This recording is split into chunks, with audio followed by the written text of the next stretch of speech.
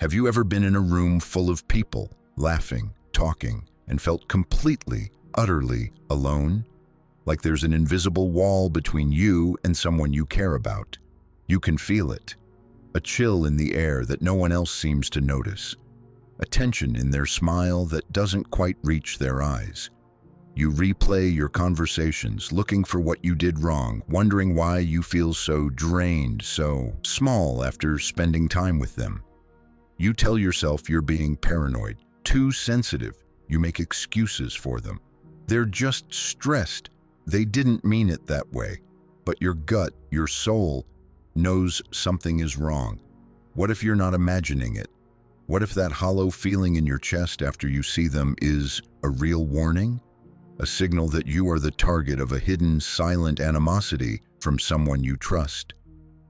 This isn't about dramatic confrontations or shouting matches. This is about the quiet, corrosive hatred that lives in the shadows of relationships. The kind that smiles to your face while slowly poisoning you from the inside out. And to understand this, we need to go beyond pop psychology. We need to dive deep into the hidden realms of the human psyche with one of its greatest explorers, Carl Jung. Stay with me, because over the next while we are going to uncover the 5 profound signs that someone close to you secretly holds a deep-seated hatred for you. This journey might be painful, but it is the first step toward reclaiming your peace, your power, and your emotional freedom. Don't click away. What you discover here might just explain the pain you've been carrying for years. Let's start with the most common, yet most easily dismissed sign. It's the one you feel before you can even put it into words. Carl Jung didn't just talk about the conscious mind. He introduced the world to the concept of the unconscious, the vast hidden part of ourselves that holds our repressed memories, our instincts, and our shadow selves. He said, "The meeting of 2 personalities is like the contact of 2 chemical substances. If there is any reaction, both are transformed." Think about that for a moment. When you interact with someone, it's not just 2 conscious minds having a chat. It's 2 entire psychic universes colliding. Your unconscious is communicating with their unconscious in a silent, ancient language of energy and intuition. Now, when someone secretly harbors hatred or resentment towards you, a profound split occurs within them. Their conscious mind, the part that knows social rules, might be saying kind, polite, even flattering things. "You look great. I'm so happy for you. Let's get together soon." But their unconscious mind, the seat of their true, unfiltered emotions, is screaming a different story, and that story leaks out. It leaks out in what Jung might call the psychic emanation, the aura they project. You feel it as a subtle yet unmistakable dissonance. Their words say one thing, but the energy radiating from them says something else entirely. It's a coldness that washes over you when they hug you. It's a fleeting micro-expression, a tightening around the eyes, a lip that curls for a millisecond, that betrays the smile on their face. Have you ever had someone compliment you, and instead of feeling good, you felt uneasy, shamed even, as if the compliment was a delicate weapon? That's the crack in the mask. Their unconscious hatred is a heavy, dense energy. It doesn't feel warm or open, it feels constricted, closed off. You walk away from a conversation with them feeling confused, off balance, and emotionally depleted. You might even find yourself questioning your own perception. Did that just happen? Was she being sarcastic? Why do I feel so bad? This, my friend, is your unconscious mind trying to send you a message. It's picking up on the violent disagreement between their words and their authentic, hidden feelings. You are reacting to the psychic poison they are emitting, even if you can't see the bottle it came from. Jung also spoke of the persona, the mask we wear to fit into society. It's the social face we present to the world. For someone who secretly hates you, their persona is working overtime. It's a carefully constructed facade of friendship or civility. But the hatred, the resentment, that lives in what Jung called the shadow, the part of our psyche that we refuse to acknowledge in ourselves. We repress these ugly, unacceptable feelings and push them down into the darkness. But the shadow doesn't disappear. It gains power in the dark. And it always seeks expression. It can't come out directly because that would shatter their carefully built persona. So it seeps out in these subtle, energetic leaks. In the tone of voice that is a little too sweet to be genuine. In the laugh that seems just a bit forced. In the way their body is angled slightly away from you, even as they look you in the eye. Your body and your intuition are far more ancient and wise than your logical, analytical mind. Your logical mind will list all the reasons why this person should like you. It will rationalize their behavior, but your body keeps the score. It feels the chill. It registers the microscopic flinch when you touch their arm. It senses the lifelessness behind their eyes. This is the first and most fundamental sign. It's the foundation upon which all the other, more visible signs are built. If you learn to trust this feeling, this deep, intuitive knowing that something is wrong, you will have taken the most important step in protecting your own spirit. You are not crazy. You are not overly sensitive. You are perceptive.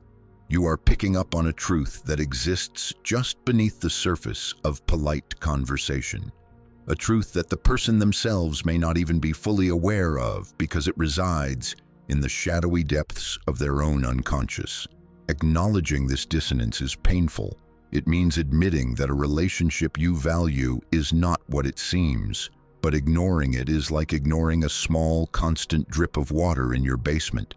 You can pretend it's not there, but over time, the slow, persistent leak will rot your foundations. It will warp the very structure of your self-esteem and your ability to trust yourself. So I want you to think of one person who, after you spend time with them, leaves you feeling hollow and questioning your own worth. Hold that feeling in your body. Where do you feel it? In your stomach? A tightness in your chest? That is the physical manifestation of the crack in their mask. That is your soul's early warning system, and it is never, ever wrong. Now, let's talk about how this hidden hatred moves from a silent, energetic leak into active yet disguised warfare. This is where the mask becomes a weapon. Because the hatred can't express itself openly, it has to get creative. It has to find ways to harm you while maintaining the cover of friendship or concern. This is the realm of covert hostility, and its most common and most devastating weapon is the backhanded compliment. Jung had a profound understanding of this indirect aggression. He saw it as a manifestation of the shadow in action. He said, "Everyone carries a shadow, and the less it is embodied in the individual's conscious life, the blacker and denser it is." Think about that. The less a person acknowledges their own darkness, their jealousy, their pettiness, their rage, the more powerful that darkness becomes. And since it can't be expressed honestly, it has to come out in twisted, sideways manner. The backhanded compliment is a masterpiece of shadow expression. It allows the person to say something cruel while maintaining plausible deniability. They can always claim, "I was just joking," or "You're so sensitive, I was paying you a compliment." Let me give you some examples. You've probably heard them. "You're so brave for wearing that." It sounds like praise for your courage, but the underlying message is, "That outfit is a mistake and everyone is judging you for it. I love how you just don't care what people think." Translation: your behavior is socially unacceptable and embarrassing. You're so lucky you found someone who loves you. Like that. The poison here is, you are inherently unlovable and your partner must have low standards. Do you see how it works? It's a two-part attack. The first part is the sugarcoating, the compliment. The second part is the hidden dagger, laced with contempt and designed to make you feel insecure, small, and doubtful. Every time you receive one of these, it's like taking a tiny sip from a poisoned well. One sip might not make you sick, but over months, years, the toxin accumulates in your system. You start to internalize these subtle messages. You begin to believe that you are, in fact, lucky to have anyone love you, that your choices are inherently foolish, that you are fundamentally too much or not enough. This is a direct assault on your psyche. Jung would say it's an attempt to force their own shadow, their own self-hatred and insecurity onto you. In psychology, this is called projection. They can't bear to see their own flaws, so they unconsciously project them onto you and then attack you for them.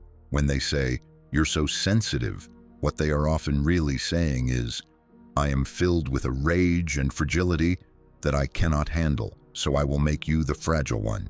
When they say, "You think you're so special," it often means, "I feel invisible and insignificant, and I resent you for making me feel it."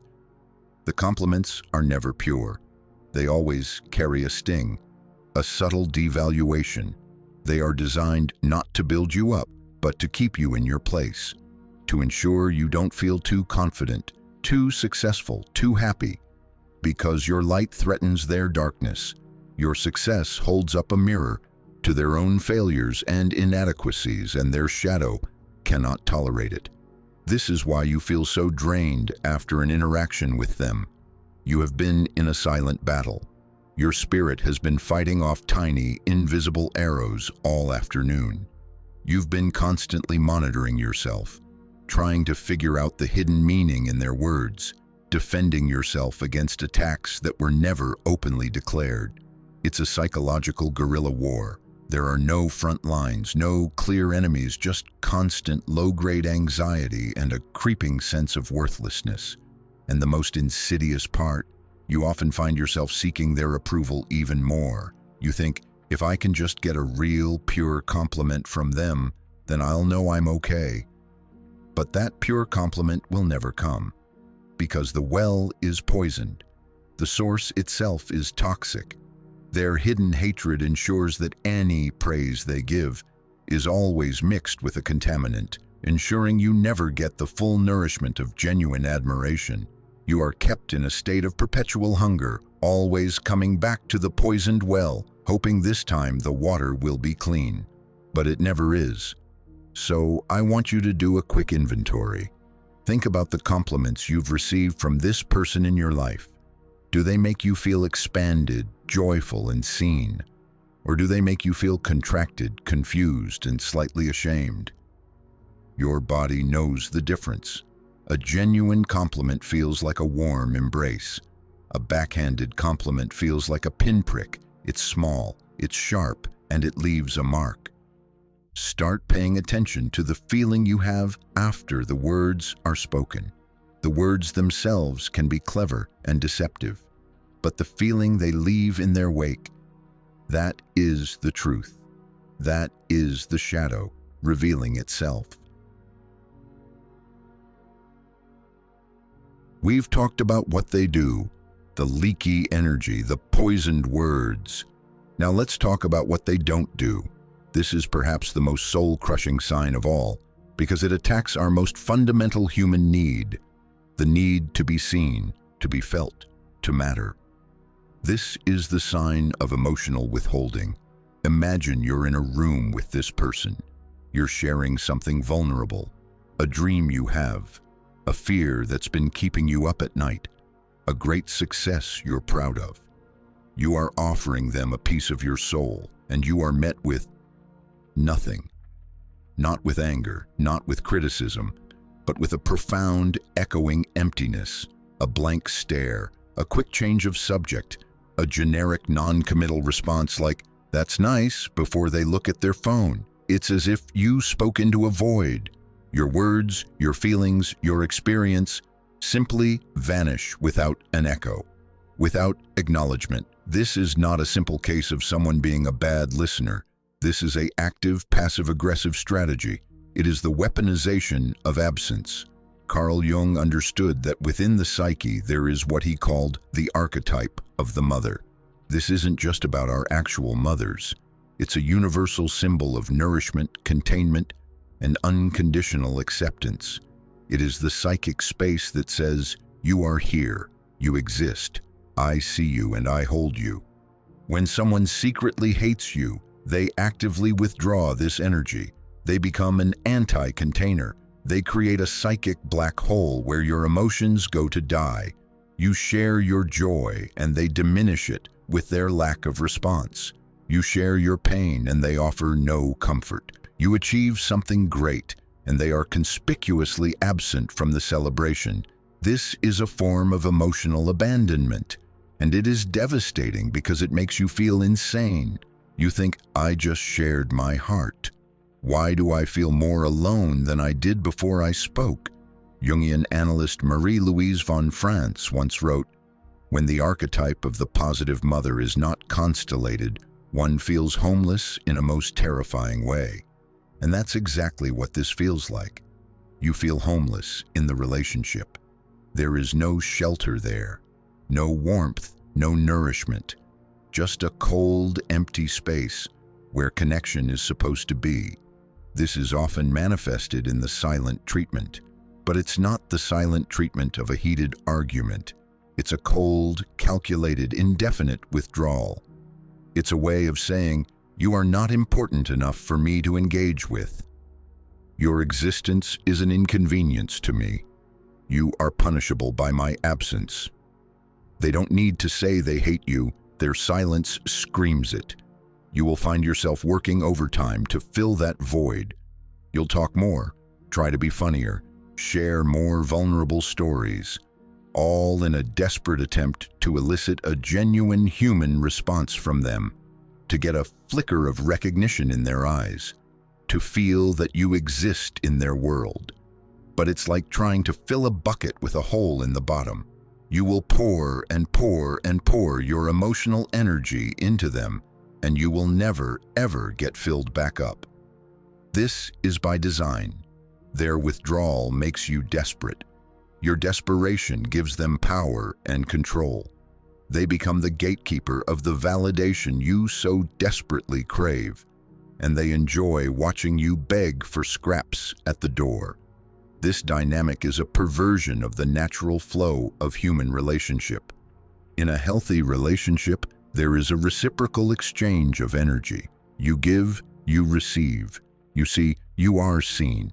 In this dynamic, you give, and you are met with a void. You see them, but you are rendered invisible. This is how they erode your sense of self. If the most important mirror in your life, a close friend, a partner, a family member, reflects back nothingness, you start to wonder if you are, in fact, nothing. If your feelings are not valid, if your achievements are not real, you begin to doubt your own reality, your own substance. This is the core of the trauma. It's not what was done, but what was withheld. The love that was never given, the recognition that was never offered, the you that was never seen. So I want you to ask yourself a very simple but very painful question. When you are with this person, do you feel more real or less real? Do you feel expanded into the full, vibrant, complex person that you are? Or do you feel shrunken, muted, and hollowed out? Do you feel felt? Your answer will tell you everything you need to know. The absence in the room is not your imagination. It is an active force. It is the sound of their secret hatred, and it is deafening. Now we move from the private one-on-one torture to the public arena. This is where the secret hatred spills out of the confines of your relationship and begins to infect the entire ecosystem of your social world. This is the sign of triangulation. Triangulation is when this person doesn't confront you directly, but instead brings a third party into the conflict to validate their position and isolate you. It sounds complex, but you've almost certainly experienced it. It's when your friend says to you, "I'm not the only one who thinks you've been acting strangely lately. Sarah thinks so too." Or, I was talking to Mark, and he also noticed how you always make everything about you. Do you see what just happened? They have created a triangle.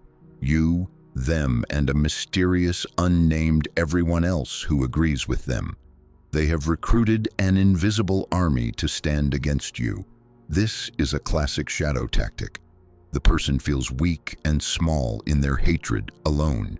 They know their feelings are ugly and unjustified, so they need to gather allies. They need to feel that their perception is real, valid, and shared. They go to other people and plant seeds of doubt about you. They do it under the guise of concern. I'm just so worried about Jane. She seems so angry lately. Or, I feel bad for Tom. He's been making some really questionable life choices. They are not expressing concern. They are conducting a covert smear campaign. They will share carefully edited versions of events, leaving out their own provocations. They will misinterpret your words and actions in the worst possible light and present this distorted version to others as fact. The goal is to poison the well of your social connections, to turn people against you before you even have a chance to speak your truth, to make you look like the unstable, problematic one.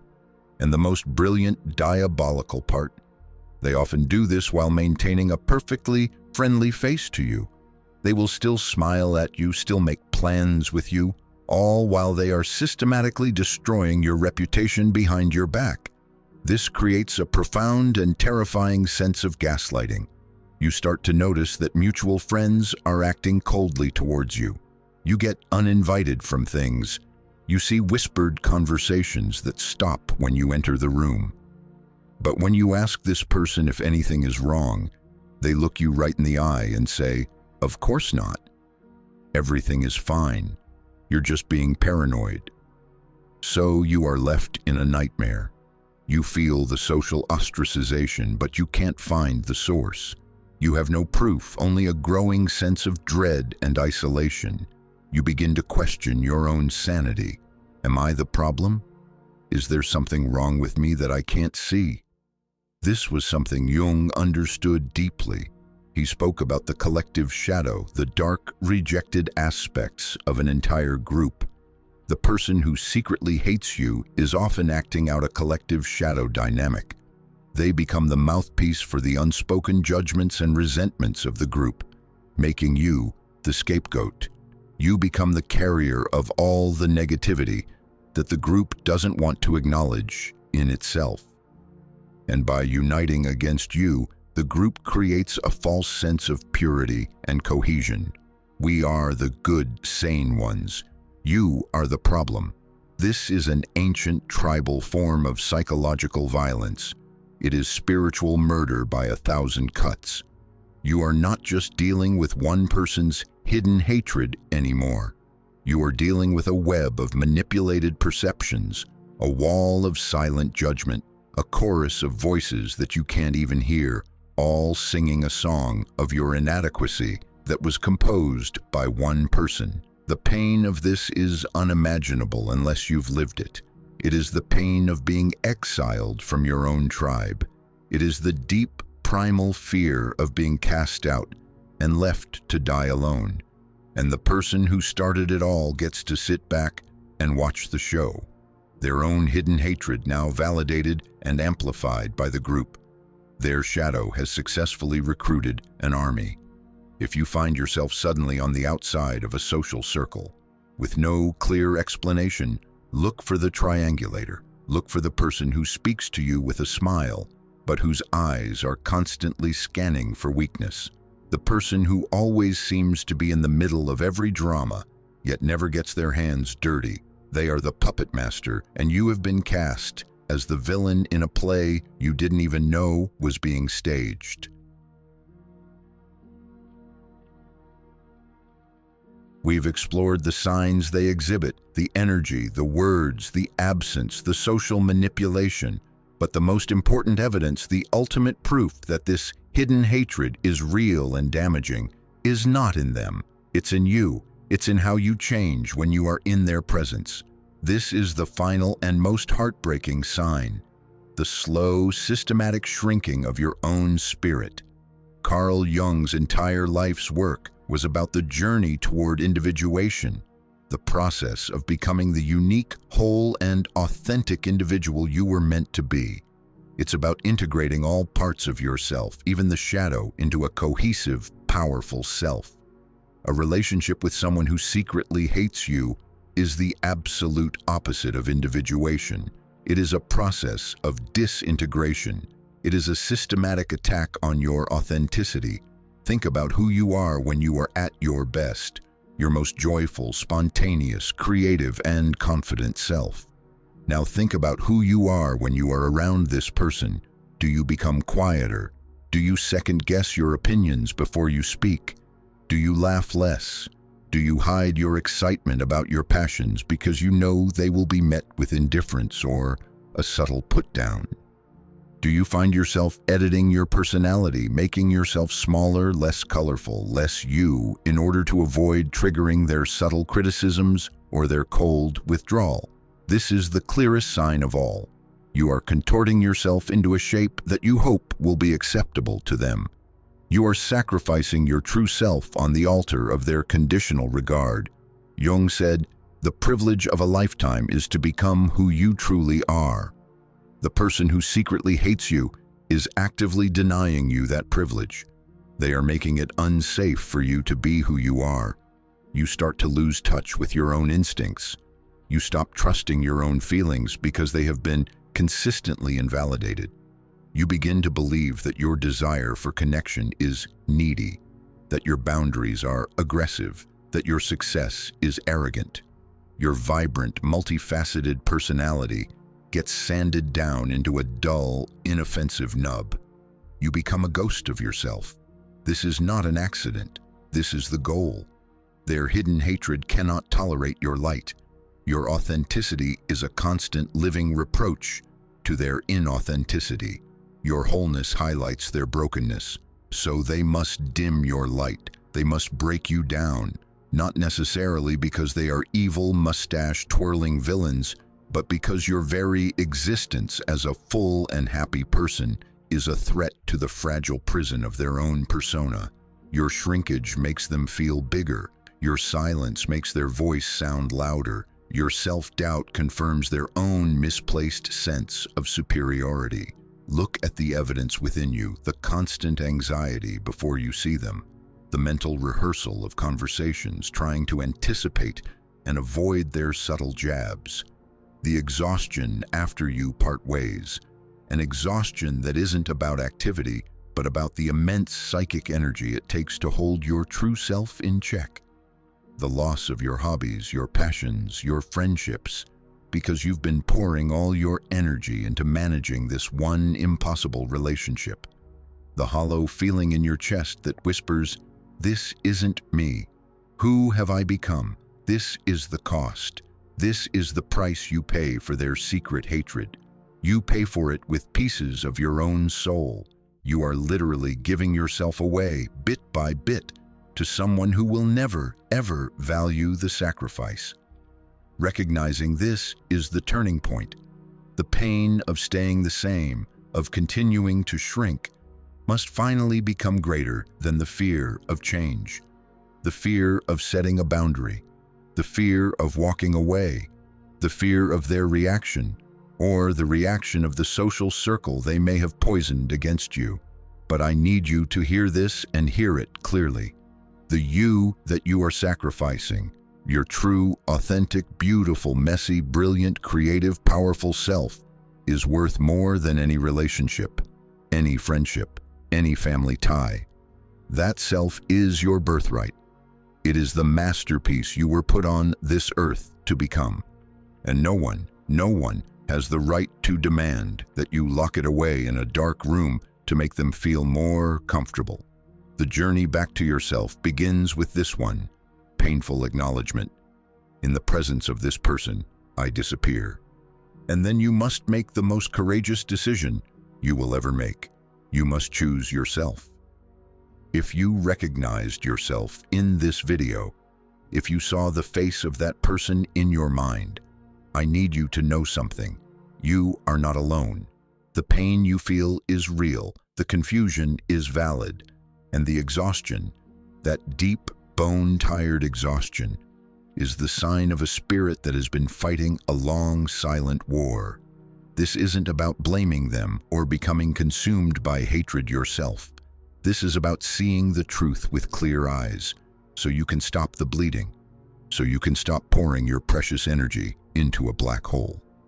The work of Carl Jung teaches us that the path to healing begins with bringing what is hidden in the shadows into the light. For years, this dynamic has lived in the shadows of your relationship. You've felt it, but you haven't named it. You haven't had the words for it. Now you do. You have the words, you have the signs, you have the understanding. Bringing it into the light means you can finally stop internalizing it. You can stop thinking, "What is wrong with me?" and start understanding, "What is happening here?" This knowledge is your shield. It is your map out of the labyrinth. The next steps are yours to take. It might mean having a courageous conversation. It might mean setting a firm, non-negotiable boundary. It might mean slowly distancing yourself. Or it might mean ending the relationship entirely. There is no one right answer. But there is one right direction, the direction that leads you back to yourself. The direction that allows you to breathe fully again, to laugh without editing yourself, to dream without immediately shutting it down. The journey to reclaim yourself is the most important journey you will ever take. And it starts today. It starts with this moment of recognition. If this video helped you see the truth, if it gave you language for the pain you couldn't name, then please do me a favor. Subscribe to this channel, because this is a safe space for this kind of deep, soul-level work. We go beyond the surface here, and there is so much more to explore on the path to wholeness. Your subscription tells the algorithm that this kind of meaningful content matters, and it helps me reach others just like you who are sitting in the dark, feeling alone and confused, needing to hear this message. And secondly, if you know someone, a friend, a family member, who you suspect is going through this same silent hell, share this video with them. Send it to them privately. You don't have to say a word, just send it. It could be the lifeline they desperately need. It could be the moment the lights turn on for them, too. You deserve to be in relationships that feel like a garden, not a battlefield. Relationships that help you grow, not shrink. You deserve to be seen, celebrated, and loved for exactly who you are. Don't settle for anything less. Thank you for watching. Thank you for your courage. Now, go take your power back.